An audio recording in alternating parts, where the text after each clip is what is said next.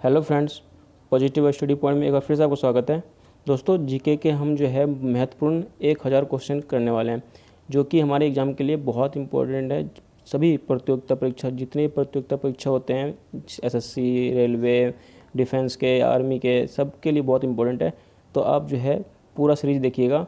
अब मैं पूरा इसका सीरीज़ चलाऊँगा 1000 क्वेश्चन के, जिसमें जो कि आपके एग्ज़ाम के लिए बहुत ही महत्वपूर्ण है। तो आप ज़रूर देखिएगा। तो शुरू करते हैं। अगर अभी तक आपने चैनल सब्सक्राइब नहीं किया है तो सब्सक्राइब कर लें और बेल आइकन दबा के ऑल नोटिफिकेशन सेलेक्ट कर लें। ठीक है दोस्तों, तो शुरू करते हैं आज का क्वेश्चन। पहला क्वेश्चन होगा, सिंधु घाटी सभ्यता की सबसे महत्वपूर्ण विशेषता क्या थी? तो दोस्तों, सिंधु घाटी सभ्यता की सबसे महत्वपूर्ण विशेषता जी ईंट के बने भवन। ऑप्शन सी सही हो जाएगा, ईंट के बने भवन।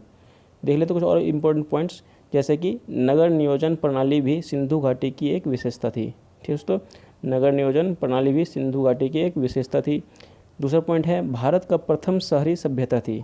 देखिए, क्वेश्चन ऐसे ही बन सकता है कि भारत का प्रथम शहरी सभ्यता कौन सी थी? तो सिंधु घाटी सभ्यता ही थी। ठीक है। अगला पॉइंट है, सिंधु घाटी सभ्यता मेसोपोटामिया सभ्यता के समकालीन थी, यानी कि मेसोपोटामिया की सभ्यता से काफ़ी मिलती जुलती थी ये। ठीक है, तो ये तीनों पॉइंट भी याद रखिएगा, क्वेश्चन इससे ही बन सकते हैं। अगला क्वेश्चन है, स्वराज पार्टी के संस्थापक कौन थे? दोस्तों, स्वराज पार्टी के संस्थापक थे वो थे मोतीलाल नेहरू। ऑप्शन बी सही आंसर हो जाएगा, मोतीलाल नेहरू। ठीक है, तो स्वराज पार्टी मोतीलाल नेहरू और CR दास द्वारा स्थापित किया गया था। ठीक है, किनके द्वारा? तो मोतीलाल नेहरू और CR दास के द्वारा स्थापित किया गया था स्वराज पार्टी। कब किया गया था? तो 1923 ईस्वी में किया गया था। 1923 में इलाहाबाद के आनंद भवन में किया गया था। इलाहाबाद के आनंद भवन में किया गया था। ठीक है। स्वराज पार्टी का मुख्य उद्देश्य संसद के अंदर प्रवेश कर ब्रिटिश सरकार का विरोध करना था। उन लोगों का मुख्य उद्देश्य क्या था? स्वराज पार्टी का ब्रिटिश सरकार का जो है विरोध करना था, उनके संसद के अंदर घुस करके। ठीक है, तो आप पढ़ते होंगे एक नरम दल एक गर्म दल होता था, तो यह जो है गर्म दल वाले लोग थे। ठीक है। अगला क्वेश्चन हमारा, कौन सी नदी अरब सागर में नहीं गिरती है? तो बताना इसमें से कौन सी नदी अरब सागर में नहीं गिरती है? तो महानदी। ऑप्शन डी सही आंसर हो जाएगा, महानदी अरब सागर में नहीं गिरती है। ठीक है, याद रखिएगा। तो महानदी जो है वो बंगाल की खाड़ी में गिरती है। कहाँ गिरती है? बंगाल की खाड़ी में। बाकी नर्मदा, ताप्ती, पेरियार, ये सब जो है अरब सागर में गिरती है, लेकिन महानदी जो है वो बंगाल की खाड़ी में गिरती है। महानदी पर हीराकुंड बांध है, और हीराकुंड बांध जो है भारत का सबसे बड़ा नदी बांध है। याद रखिएगा, हीराकुंड बांध किस नदी पर है? महानदी पर है। क्वेश्चन ऐसे ही बन सकता है। ठीक है, तो याद रखिएगा, हीराकुंड बांध महानदी पर है और किस राज्य में है? ओडिशा राज्य में है। ओडिशा राज्य में स्थित है। ठीक है, तो ये क्वेश्चन इससे ही बन सकते हैं। अगला क्वेश्चन है, राज्यसभा को और किस नाम से जाना जाता है? तो दोस्तों, राज्यसभा को उच्च सदन के नाम से भी जाना जाता है। उच्च सदन के नाम से भी जाना जाता है राज्यसभा को। ठीक है, राज्यसभा का गठन अनुच्छेद 80 के अधीन होता है। ठीक है, किस अनुच्छेद का अधीन होता है? अनुच्छेद 80 के अधीन राज्यसभा का गठन होता है। राज्यसभा एक अस्थायी सदन है, यह कभी भंग नहीं किया जा सकता है। ठीक है, एक अस्थायी सदन है, यह भंग नहीं होता है। ठीक है, लेकिन लोकसभा जो है वो भंग हो जाता है। ठीक है, अगला पॉइंट है, राज्यसभा के सदस्यों का कार्यकाल 6 वर्ष के लिए होता है। ठीक है, कितने वर्ष के लिए होता है? 6 वर्ष के लिए। तो क्वेश्चन ये भी जो है बनते हैं कि ये राज्यसभा का कार्यकाल, राज्यसभा के सदस्यों का कार्यकाल कितने वर्ष का होता है? 6 वर्ष का। ठीक है, अगला पॉइंट है, राज्यसभा में अधिकतम 250 सदस्य होता है। ठीक है, अधिकतम 250, लेकिन वर्तमान में कितने सीट हैं? तो अभी कितने मेंबर हैं? तो 245 के लगभग हैं। एक बार क्रॉस चेक कर लेना आप लोग, लेकिन 245 ही है शायद। लेकिन टोटल जो इससे मैक्सिमम कितना हो सकता है? 250 तक हो सकता है। 5 सीट अभी खाली है। अगला क्वेश्चन है, भारत का पहला सुपर कंप्यूटर कौन सा है? दोस्तों, भारत का पहला सुपर कंप्यूटर बताना। सुपर कंप्यूटर, तो यह जो है ये परम 8000 है। ऑप्शन सी, परम 8000। ठीक है, यह पहला सुपर कंप्यूटर था। और चार्ल्स बेबेज को कंप्यूटर का पितामह कहा जाता है। पितामह कह लो या जनक कह लो, जो है चार्ल्स बेबेज ने ही कंप्यूटर का उत्पत्ति किया था। सबसे पहले कंप्यूटर चार्ल्स बेबेज ने ही बनाया था। ठीक है, अगला पॉइंट है, भारत में नई कंप्यूटर नीति का घोषणा 1884 में की गई थी। क्वेश्चन बहुत इंपॉर्टेंट बनता है इससे भी, कि भारत में नई कंप्यूटर नीति की घोषणा कब किया गया था? तो 1884 में किया गया था। अगला पॉइंट है, भारत में निर्मित प्रथम कंप्यूटर सिद्धार्थ है। दोस्तों, याद रखिएगा, भारत में निर्मित प्रथम कंप्यूटर, ओनली कंप्यूटर बोला जाए तो सिद्धार्थ। सुपर कंप्यूटर बोला जाए तो परम 8000, ये सुपर कंप्यूटर है। और ये जो नॉर्मल कंप्यूटर वो सिद्धार्थ, भारत में पहला कंप्यूटर बना था। अगला पॉइंट हो जाएगा, भारत का प्रथम पूर्णतः कंप्यूटरीकृत डाकघर नई दिल्ली का है। पूरी तरह से वहाँ डाकघर का सेवा जो है वो कंप्यूटराइज्ड कर दिया गया है नई दिल्ली में सबसे पहली बार। ठीक है, तो ज़रूर याद रखिएगा नई दिल्ली। अगला क्वेश्चन होगा, पृथ्वी के स्थानीय क्षेत्र में भारत का हिस्सा लगभग कितना है? जो पूरे पृथ्वी में भारत का क्षेत्र, जो भारत देश है उसका कितना क्षेत्र है, कितने परसेंट है? तो सही आंसर हो जाएगा ऑप्शन बी 2.4%, 2.4% भारत है पूरे पृथ्वी का। ठीक है, और कुछ देख लेते हैं पॉइंट इसके बारे में। भारत का क्षेत्रफल, टोटल क्षेत्रफल 32,87,263 वर्ग किलोमीटर कितना है? 32,87,263 वर्ग किलोमीटर। ठीक है, भारत में विश्व का 17.6% मानव निवास करता है।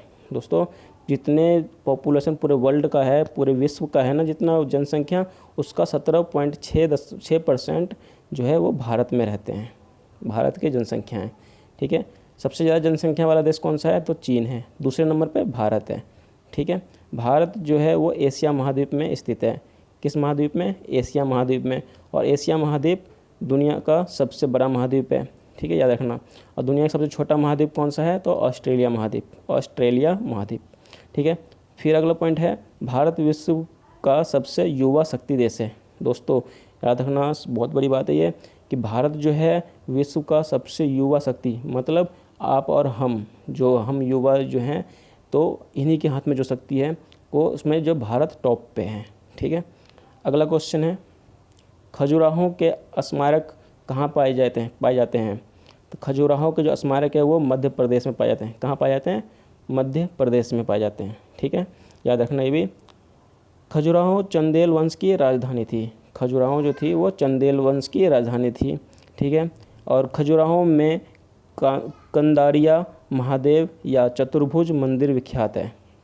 खजुराहो का जो है कंदारिया महादेव मंदिर और चतुर्भुज मंदिर जो है वो विख्यात है, काफ़ी फेमस है। फिर है, चंदेल वंश के संस्थापक नूनक थे। कौन थे? चंदेल वंश के संस्थापक नूनक थे, याद रखिएगा। अगला क्वेश्चन हो जाएगा, क्वेश्चन नंबर 8 है, किस भारत पाक युद्ध के बाद ताशकंद घोषणा हुई थी? तो किस भारत पाक युद्ध के बाद ताशकंद घोषणा हुई थी? तो 1965 भारत पाक युद्ध हुआ था 1965, उसके बाद ही जो है ताशकंद घोषणा हुई थी। ठीक है, ताशकंद उस समय पूर्व सोवियत संघ का भाग था। उस समय जो था ताशकंद वो पूर्व सोवियत संघ का एक भाग था। ताशकंद वर्तमान में उज्बेकिस्तान में है। ताशकंद जो है वर्तमान में कहाँ पे है? तो उज्बेकिस्तान में है। फिर है, ताशकंद में ही लाल बहादुर शास्त्री की 11 जनवरी 1966 को मृत्यु हो गई थी। ठीक है, 11 जनवरी 1966 को ताशकंद में ही लाल बहादुर शास्त्री जी का मृत्यु हुआ था। ठीक है, ये भी याद रखना। फिर है, 10 जनवरी 1966 को ताशकंद समझौता हुआ था। बहुत इंपॉर्टेंट क्वेश्चन बनता है इससे भी। 10 जनवरी 1966 को ताशकंद समझौता हुआ था। पूछा जाता है ताशकंद समझौता कब हुआ था? तो 10 जनवरी 1966 को। ठीक है, अगला क्वेश्चन है, बांग्लादेश की स्थलीय सीमा किस किस देश के साथ लगती है? बांग्लादेश की जो स्थलीय सीमा है तो वो जो है भारत और म्यांमार के साथ लगती है। भारत और म्यांमार, ऑप्शन बी सही आंसर हो जाएगा, भारत और म्यांमार। ठीक है, जो है बांग्लादेश का निर्माण जो है वो 3 दिसंबर से 16 दिसंबर 1971 में भारत पाक युद्ध के दौरान हुआ था। दोस्तों, भारत पाक युद्ध के दौरान हुआ था जो कि बांग्लादेश का निर्माण जो हुआ था, जो कि भारत और पाक युद्ध हुआ था। बांग्लादेश पहले पाकिस्तान का ही भाग था, पूर्वी पाकिस्तान था, पहले पूर्वी पाकिस्तान था। अभी जो है वर्तमान में पाकिस्तान है वो पश्चिमी पाकिस्तान है। ठीक है, याद रखिएगा, पूर्वी पाकिस्तान जो कि बांग्लादेश अभी है वर्तमान में।